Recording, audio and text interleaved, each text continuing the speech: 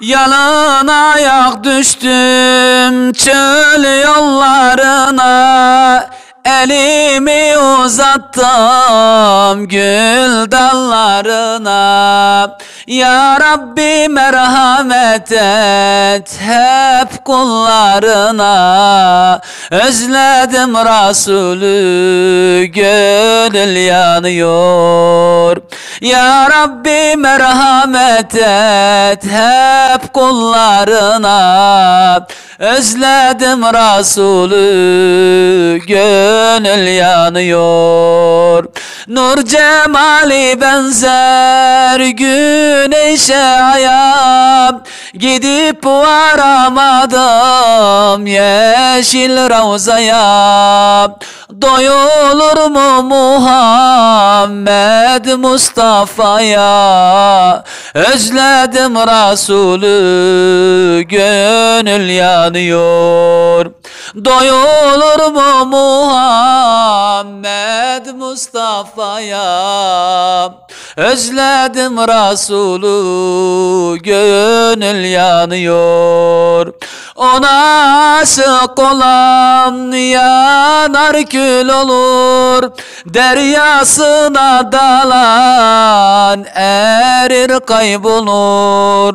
Muhammed'e giden Mevla'yı bulur, özledim Resulü gönül yanıyor. Muhammed'e giden Mevla'yı bulur, özledim Resulü gönül yanıyor.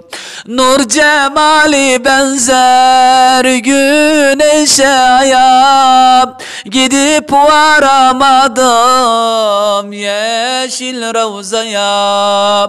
Doyulur mu Muhammed Mustafa'ya, özledim Resulü gönül yanıyor. Doyulur mu Muhammed Mustafa'ya, özledim Resulü gönül yanıyor.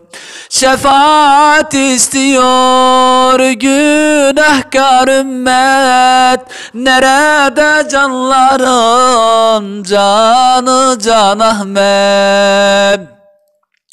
Allah'ın Habibi Nebi Muhammed, özledim Resulü gönül yanıyor.